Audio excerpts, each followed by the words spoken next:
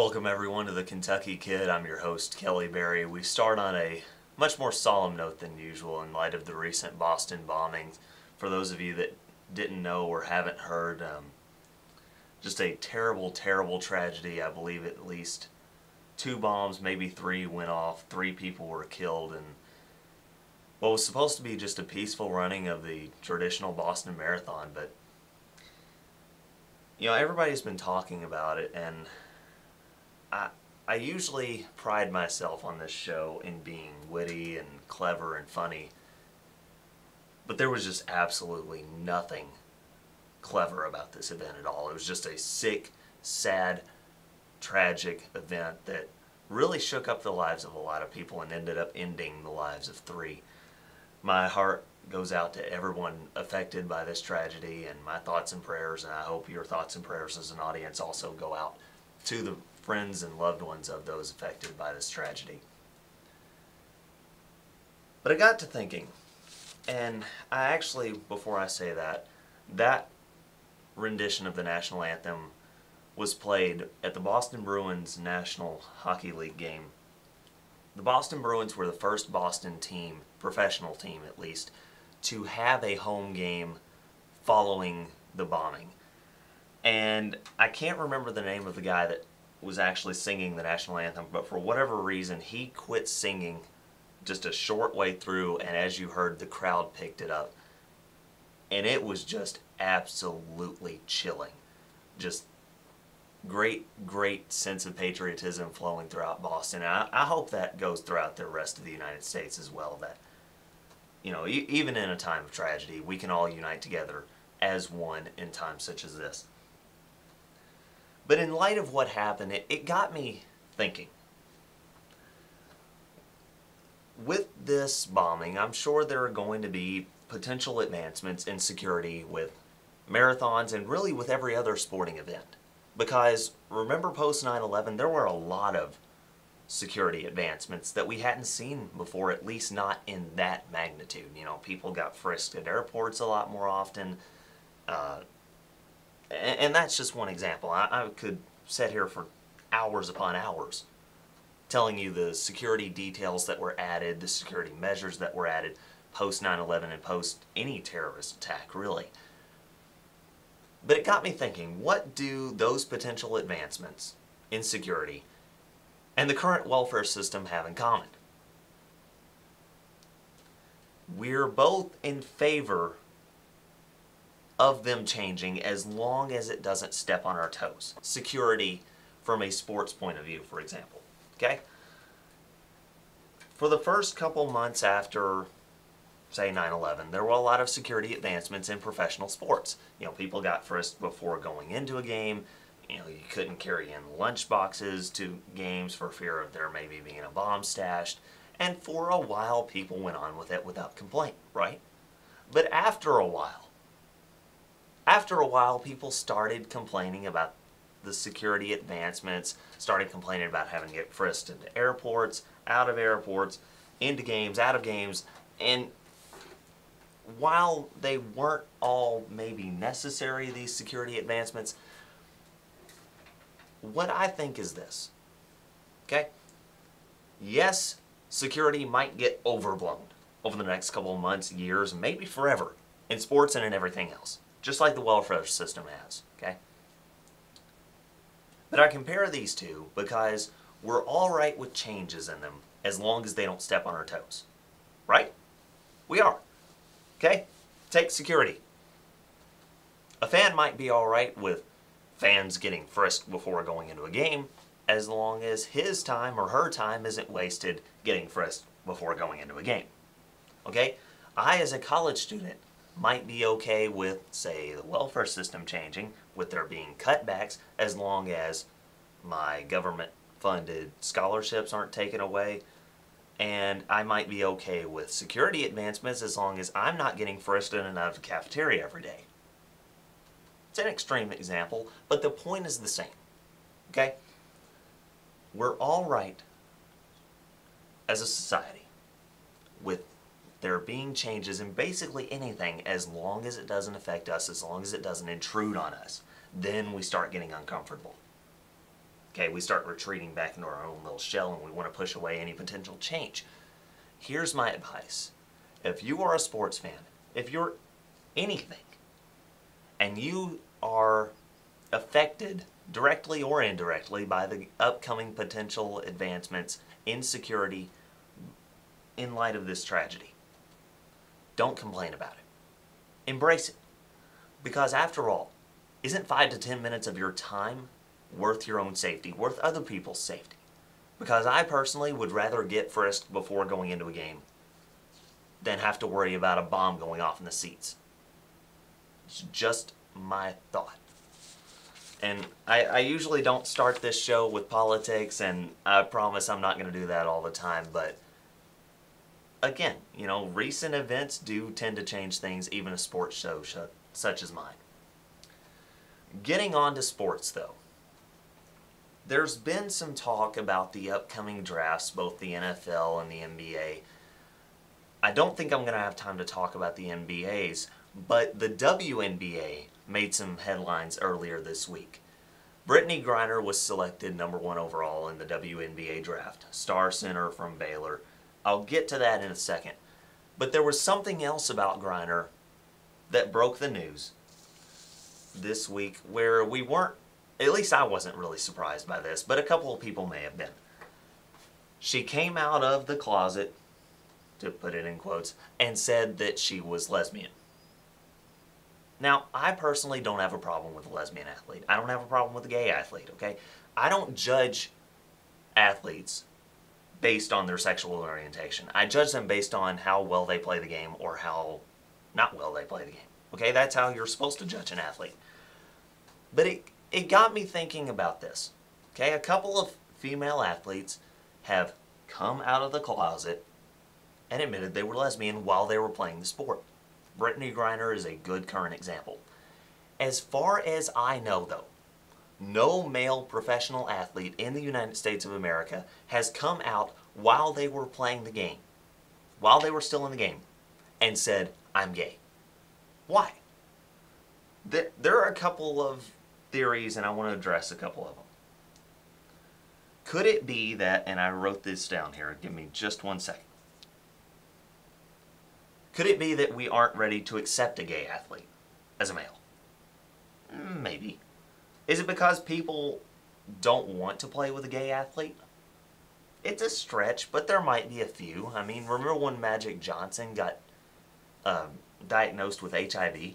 I mean, there was freaking paranoia in the Lakers locker room on the sidelines. And, you know, that was HIV then, and maybe there could be some discrepancy towards that, or not discrepancy, discrimination between, you know, gays and not gays in a locker room on the sidelines. I don't know. Okay? People have been known to discriminate before. But I think the reason might be a little bit differently. Here's my guess. There is a stereotype. I'm not saying it's right. In fact, I don't believe it's right at all. And it's as far out in left field as you can possibly get as far as being wrong, in my opinion. But lesbian athletes, and lesbians in general, are typically viewed as either not being any different than a straight woman or being a little bit tougher than a straight woman. Okay? Whereas a gay athlete and a gay male is looked at as being soft and sensitive and compassionate. Okay? Is it right? No, it's not. Okay, I'm sure there are many, many tough gay guys out there. I'm sure there are many, many tough gay players that are just afraid to come out of the closet. But they might be afraid because the view of them will change. Alright? The view of an athlete is supposed to be rugged and tough and fierce and competitive. And if you're viewed as soft and sensitive and compassionate, really affects how we view you as a player. Really affects how your teammates view you as a player. Perhaps. Okay? Is it right? No, it's not right. It's bogus. But the stereotype is still there, and the stereotype is still prevalent. Another reason might be because no one's done it yet. And there's a lot of fear. I mean, has anybody seen the movie 42? Man, I want to see that movie so much. I've heard it's just absolutely phenomenal. But it's about Jackie Robinson being the first African-American athlete in Major League Baseball to really break the color barrier in that sport. Don't you think there was a lot of fear with him personally doing that? Being around a bunch of people that discriminated against him, that were different than him, that hated him? Yeah, I'm sure there was. There's a lot of fear with being different, okay? People long to be accepted, both here in the United States and elsewhere, but I believe it's specifically stronger here in the United States. We love to be part of groups, okay? We love to be labeled in groups, okay? We love to be accepted by a group. And if you suddenly come out and say, I'm different, there's a lot of potential fear with that. Okay? It takes a lot of guts to be different. It takes a lot of guts to be out there, to be a, what's the mathematical term when you have a graph and outlier. There we go. It takes a lot of guts to be different, to be an outlier, and that may be why no male athlete has come out and said, I'm gay, while they were playing. But moving back to Brittney Griner for a second. Now, I thought when she was taken #1 overall in the WNBA draft by the Phoenix Mercury that there was going to be absolutely no debate that she deserved this pick. But apparently I was wrong. I was listening to a talk show host, and he said that he would have taken Brittney Griner 3rd and not 1st. My question to him is this. What is he smoking? Can I have some, please? Because seriously, I would love to see the world completely differently for just a second than I do right now, just to see what it looks like. I don't know. But Brittney Griner is by far and away the most dominant female basketball athlete to come out of the draft this year. It's not close. Okay, and to say otherwise is absolutely insane. Now, his argument was this. She's a little unpolished. Okay, aren't all college players whenever they come out of college? Okay, does anyone step into the NBA immediately ready, immediately polished to be in the NBA? Or the WNBA? Or any professional sport? No! It's like a diamond. You know the saying, diamond in the rough? You know why it's like that? You have to dig up the diamond, you have to polish it off, you have to scrape off all of the excess crap, and then you get down to the material that you're looking for. It takes a while, all right? You don't just suddenly walk along the side of the road, hey, there's a diamond, I'm going to pick it up. No, all right? It takes a couple of years to get a finished product. Unless you're one of those rare people like Peyton Manning, Michael Jordan, LeBron James, or somebody like that. And even those guys took some time before they became the perennial stars that they were. All right, Brittney Griner's not polished. Wilt Chamberlain, for crying out loud, wasn't a polished offensive player. Didn't he end up scoring 100 points in a game? Think so. Okay? Another reason why Brittney Griner deserves to be 1st overall is because she's a freak athlete. Alright? And I put that in emphasis because of this. Women's basketball is known for being slow and full of jump shooters. Okay? You dribble around, you pass it once or twice, and you take a shot. Okay? There's not really any backing down in the post. There's not really any low post tough play. It's just shooters and drivers, basically. All right, that's an overgeneralization, but that's basically what women's basketball is right now. Brittney Griner can back you down. She can finish at the rim. She can rebound. She can defend. She can block. She's a feared athlete, okay, who, by the way, is 3 inches taller than anyone else on her professional team right now. Okay, so she's got the athleticism, she's got the size, she's got the talent. May not be polished talent, but no one else really is polished right now. So go ahead, take her 1st. Because you know what happens? Okay, suddenly the Phoenix Mercury are now watchable. Suddenly the WNBA becomes a little watchable. I'm not going to lie, I hate the WNBA. I hate women's basketball. I'm not sexist. At least I don't think I am. But it's slow. Okay, it's played under the rim. She can play above the rim. She can play fast. She can do all the things that I just mentioned. And to not take her #1 overall, I'm sorry, it's ridiculous. Get off of whatever you're smoking, because that is one of the most absurd things I have ever heard. Speaking of drafts, there's another team in a different sport, the NFL, that's considering making a move to get a potential star. Okay? Now, the Phoenix Mercury needed a star. They needed Brittany Griner. They needed to go ahead and take someone to fill up seats. Okay? Because a 7-27 team in the WNBA, guess what? They're not getting a lot of attendance. Okay? They needed somebody to attract people.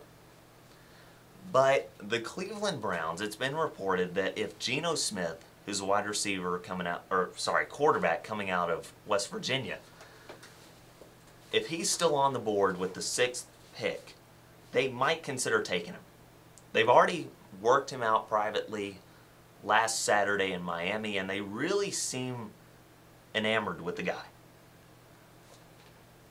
Here's my beef with that, though.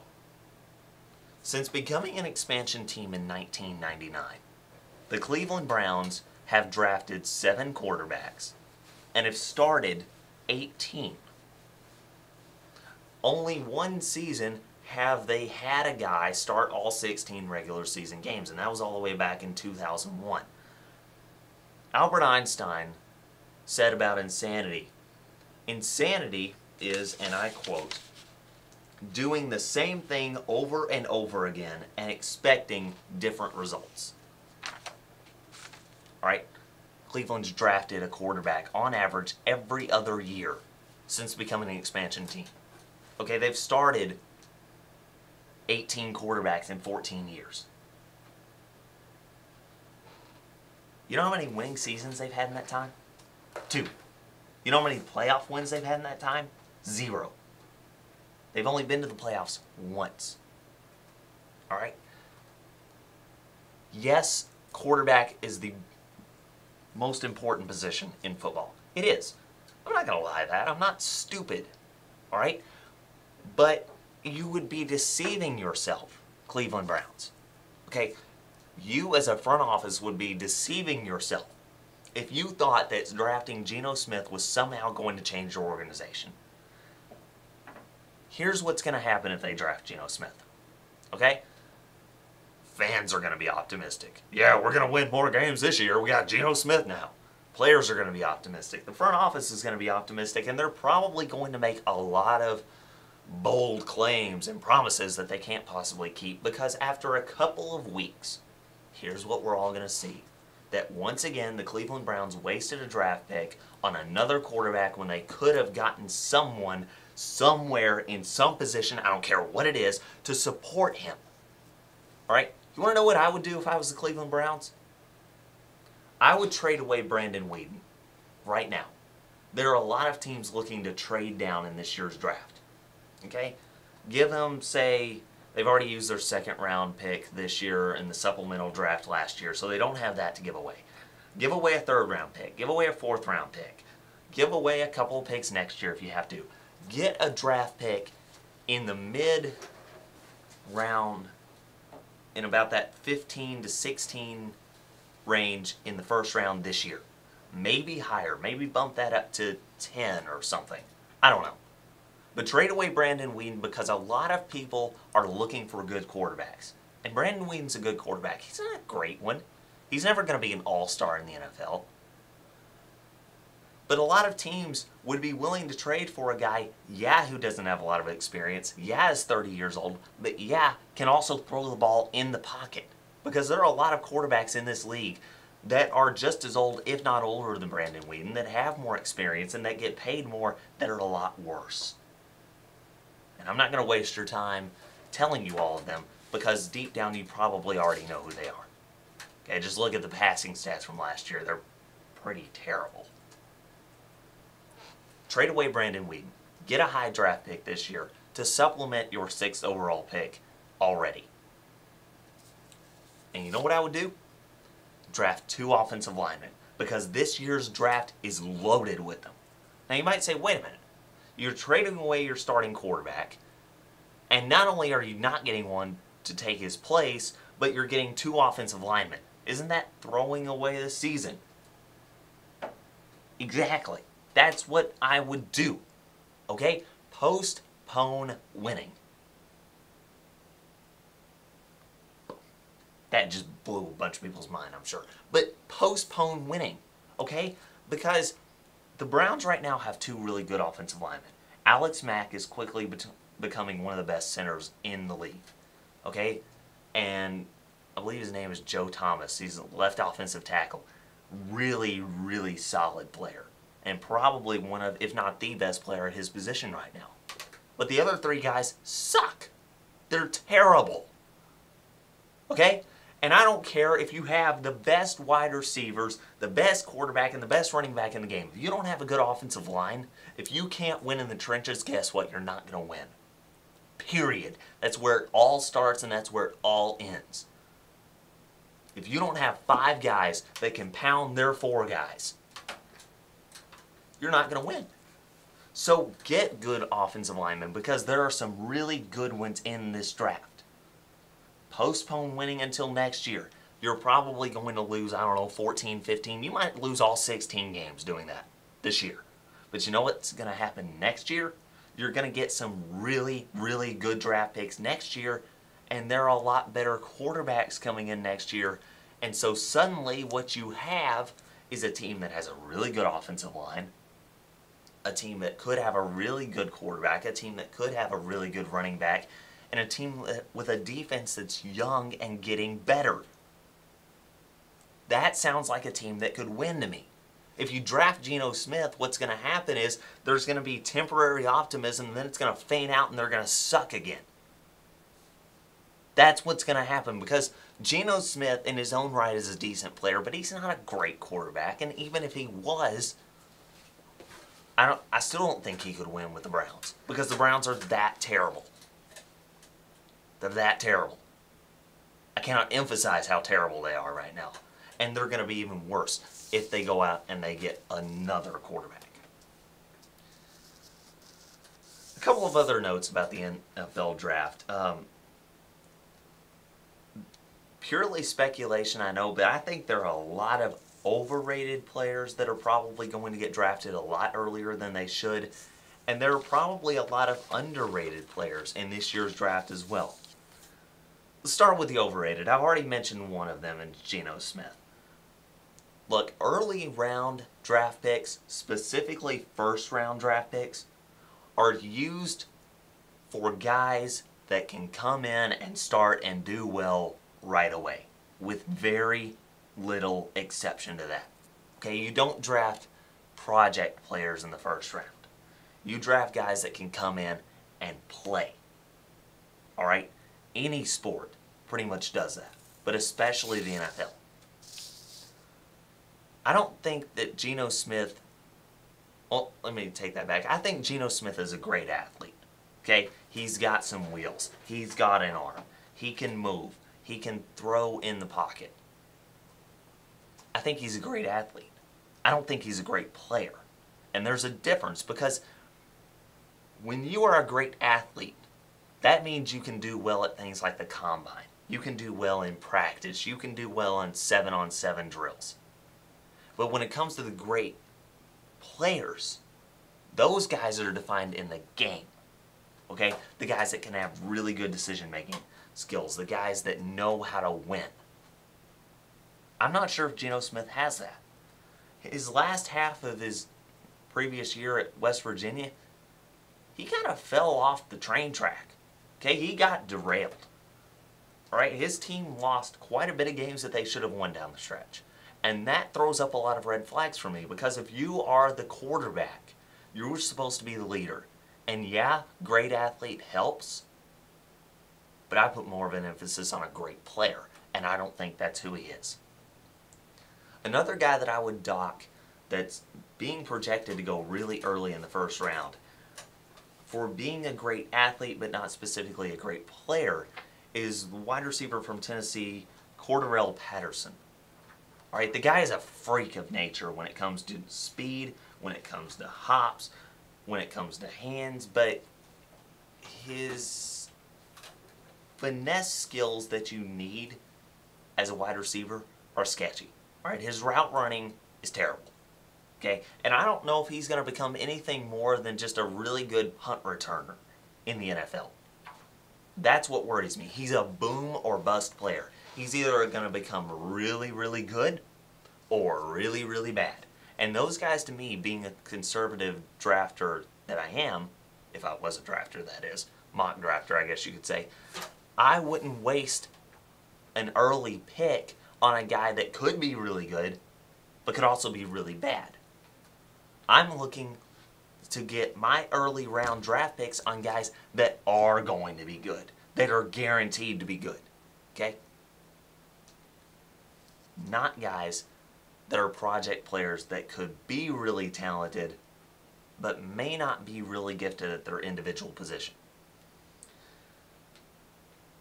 Now, those two guys, Geno Smith and Cordarrelle Patterson, I've docked because they were great athletes, but not great players. This next guy, Manti Te'o, I'm going to dock because he's not a great athlete, period. What did he run in his 40 time in the combine? 4.82. Now tell me how a guy who runs a 4.82 40-yard dash, and I don't even know if I can call it a dash because that's how slow he ran, is somehow going to magically become a guy that can cover running backs, that can move laterally, that can cover tight ends. He's not going to do it. Alright? And you don't waste an early round draft pick on guys that aren't going to play right away and play often. He can't play every down. Because you know what happens if the opponent brings out a 5-receiver set? He's off the field. Because he can't cover anybody. You know what happens if the other team has a really speedy running back? He's probably not going to be in the game either. Okay? He can't cover tight ends. He can't cover running backs coming out of the backfield. And he's not really that fast enough to shoot the gap as an interior lineman on delayed blitzes and get to the quarterback in time. I mean, a delayed blitz for Manti Te'o is going to be a really delayed blitz because that's how slow he is. Right? There were offensive linemen that ran faster than him. I believe it was Lane Johnson ran 1/10 of a second faster than Manti Te'o in the combine. Okay, Lane Johnson is an offensive lineman. Why should an offensive lineman be running faster than an inside linebacker? It doesn't make any sense. I'm not wasting an early draft pick on it. On to the underrated players. It's really difficult for me to include Luke. How do you say his last name? Luke Joeckel? Whatever the guy's name is. Offensive tackle from Texas A&M. Okay, he's projected to be the first overall pick. And yet I think he's underrated. Here's why. Okay? First overall picks are usually to quarterbacks. Okay? And they're usually to quarterbacks who are going to be good in a couple of years. Cam Newton, Sam Bradford, Matthew Stafford. Okay? You following me? They weren't that great right as soon as they started playing. I mean, they were phenomenal for rookies, but I'm talking about like compared to the rest of the league. Okay? This guy can come in and right away be one of the best offensive tackles in the league. That's how good he is. Okay, why do you think that Johnny Manziel was able to do all that stuff that he did last year at Texas A&M in that backfield as a quarterback? Yeah, he has skill, but his offensive line, particularly this Luke guy, has some talent. He's underrated even though he's going to be going first overall. Another underrated guy is Dion Jordan, all right? And this is another guy that's projected to go really, really high. A lot of people have him going 4th overall to the Philadelphia Eagles, which, by the way, I just love that first off. Let me just say this real quick. Dion Jordan played for Oregon under Chip Kelly last year. Dion Jordan could get drafted by the Philadelphia Eagles, and guess who their coach is this year? Chip Kelly. That would just be one of the greatest stories, I think, to come out of the draft. I mean, how awesome would it be as a player to be recruited out of high school by one guy and then be drafted in the NFL by the same coach? That would just be phenomenal.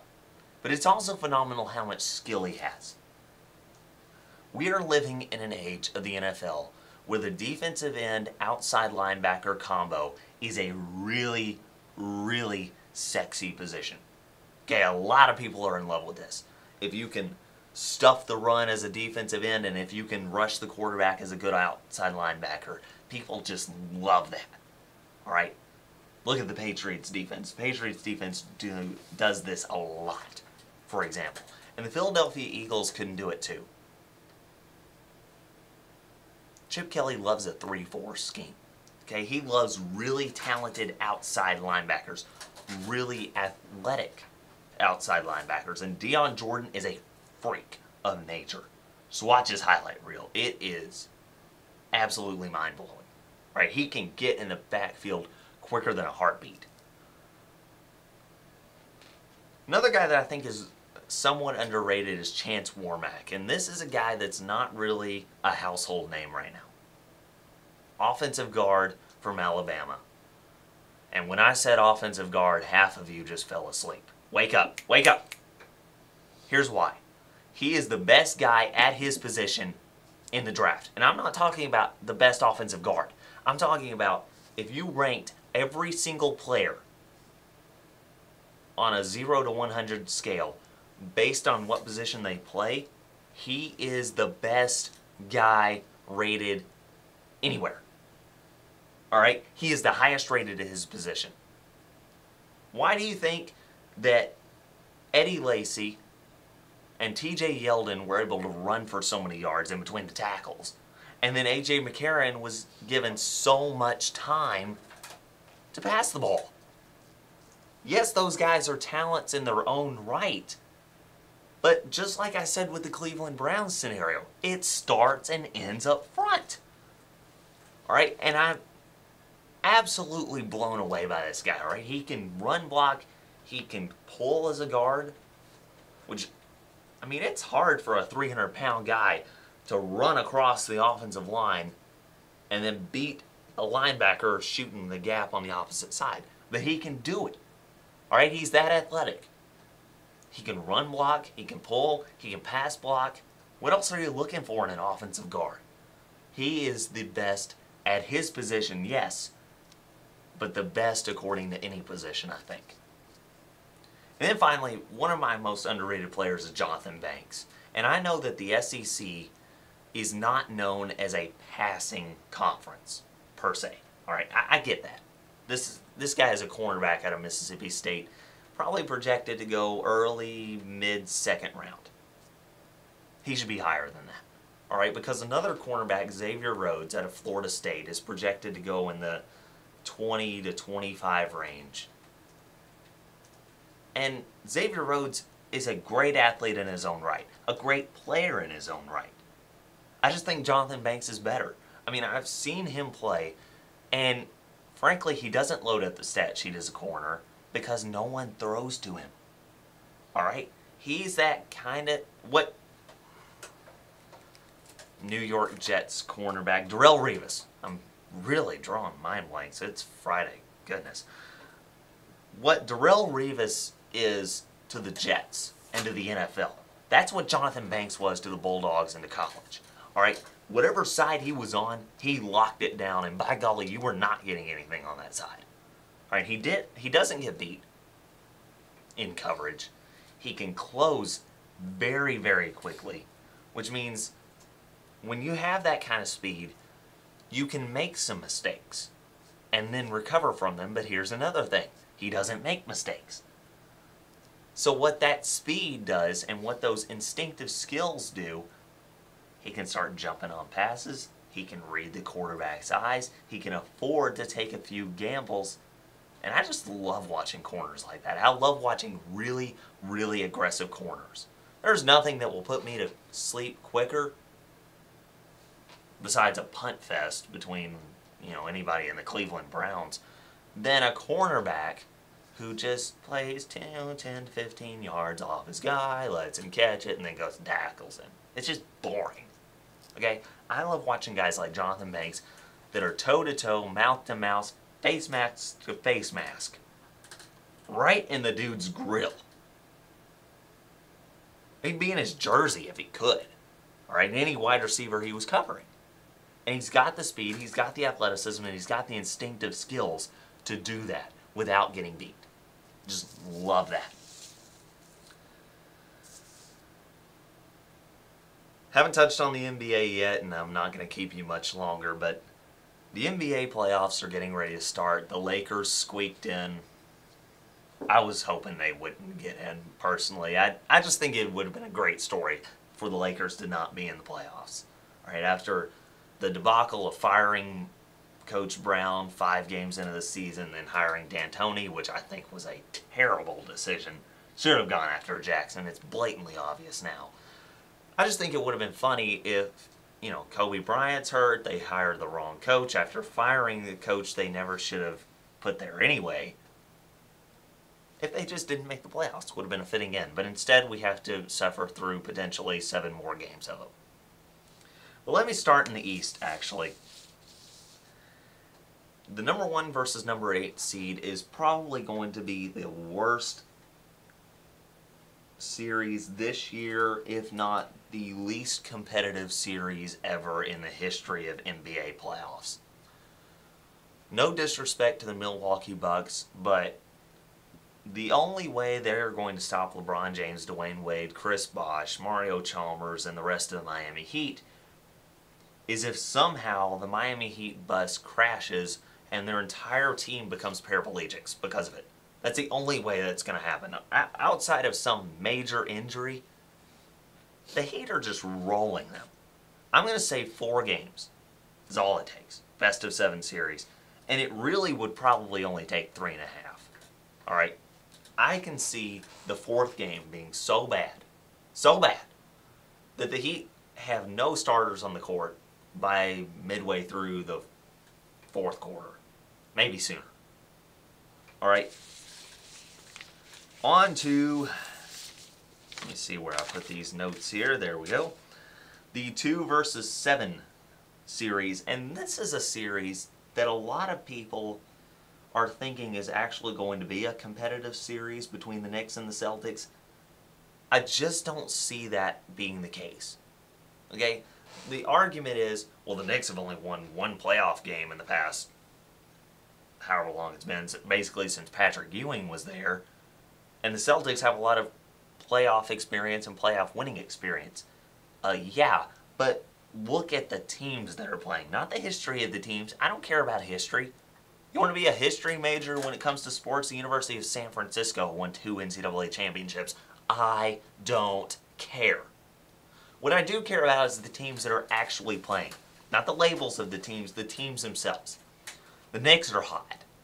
Probably the hottest team in the NBA right now. And the Celtics are the most banged up team in the East that are in the playoffs. I mean, Rondo's gone, Garnett's old. They really miss Ray Allen, I think, a lot more than people realize. And then Paul Pierce is old and banged up himself. They lack a true point guard now with the absence of Rondo. And the Knicks, Carmelo Anthony's been on fire, Tyson Chandler's been on fire, J.R. Smith is probably going to be the 6th man of the year. Has been absolutely incredible. I don't see this being that close of a series. I have the Knicks winning in 6 because the Knicks occasionally, not very often, but every now and then will pull an off game. And the Celtics every now and then will have a really, really good game. Okay, remember when Jeff Green went for like 43 against the Heat? Celtics still lost that game, but my point is, Green averaged 11 points a game at that point and almost quadrupled his point total. I have the Knicks winning in 6 in that game. Forgot to mention the Heat and the Bucks, the regular season series, the Heat led that 3-1. The Knicks have beaten the Celtics 3 out of 4 times this season. I have the Knicks winning that series in 6. On to the Pacers and Hawks. And this is probably going to be the best series as far as two teams that are evenly matched in both their back courts and their front courts. But I have the Pacers winning this, and here's why. The Pacers have a lot of drive when it comes to the playoffs. They can also do something that not many other teams in the NBA can do, and that's force you to play at their pace. They grind. They make it slow. They remind me of the 03-04 Pistons teams, the ones that anybody could score and everybody could play defense. And they just slowed it down, took as much time as possible. Yeah, could get out in the open floor when necessary, but really preferred to play a half-court game. I don't see the Hawks being able to play at the Pacers' pace. Funny, I know, Pacers' pace, but anyway. I don't see them being able to play at the pace of the Indiana Pacers and win in a best-of-7 series. I have the Pacers winning this one in 6. They led the season series 2-1. Now, the only series that I have going in 7 games in all of the playoffs, opening round series anyway, is the Nets and the Bulls. Okay? I was skeptical to pick the Nets in this series, but I ended up doing so. And the reason I was skeptical is because the Bulls actually won 3 of 4 in the regular season. But, alright, the playoffs are about whoever's the best team.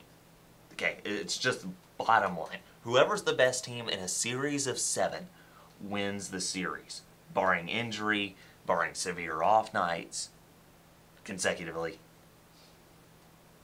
The Nets have a phenomenal backcourt. Deron Williams and Joe Johnson are a feared combination. One of the best point guard shooting guard duos in the country, if not the best. And I just don't see a Derrick Rose-less Bulls, or even if they magically somehow get Derrick Rose back, being able to beat the Nets in 7. Okay? On to the West. And this is a series that's been talked about as far as individual player matchups between James Harden and his former Oklahoma City Thunder team. But the Thunder take on the Rockets. The Rockets drop to 8 after losing to the Lakers in the final regular season game. This series is going to have a lot of individual player appeal, but it's not going to have a great series appeal. Because the difference between the Oklahoma City Thunder and the Houston Rockets is this, okay? First off, the Oklahoma City Thunder have 2 great scorers, whereas the Houston Rockets only have 1. Then the Oklahoma City Thunder have a better supporting cast than the Rockets. I have Oklahoma City winning in 4. It might go to 5 if James Harden catches on fire, or if Russell Westbrook and Kevin Durant just somehow happen to have an off night. But this series is not going to be that close. Another series, another 2-7 series, that a lot of people are advertising is going to be a great series because of the previous history, Spurs and Lakers. If both teams were at their best, I would say this would be the #1 series to watch in the playoffs. But the Spurs are crawling to the finish line. Tim Duncan's banged up. Manu Ginobili's banged up. Tony Parker's banged up. And while the Spurs are limping to the finish line, or crawling, the Lakers pretty much got rolled on a stretcher to the finish line. They're missing Kobe Bryant. And I heard somebody say that the Lakers were a better team now without Kobe Bryant. I'm sorry, but how are you better as a team if you axe an all-star? I get that their chemistry might be better. But team chemistry doesn't mean squat if you don't have your best guy there who's been bailing you out of all of these games where the rest of your team that supposedly has great chemistry has been utterly sucking throughout the game. It's just, it doesn't make any sense. Okay, Kobe Bryant is the sole reason they got to the playoffs in the first place. Now you're telling me they're going to be a better team and they're going to have a chance to win, a better chance to win with him not there? No, it's stupid. Spurs in 5. Spurs in 5. And it may not even be that close. They may win in 4. Because despite the fact that both teams' stars, or star in the Lakers' case, are banged up, the Spurs have a better supporting cast. And when it comes down to it, yeah, you have to have your stars, but the role players often define these series of 7. And I think the Spurs have a much better chance of doing that than the Lakers do. Yet another series. A lot of people are picking an upset between the Nuggets and the Warriors. And I don't understand why. Denver won 3 of 4. 3 of 4 games in the regular season.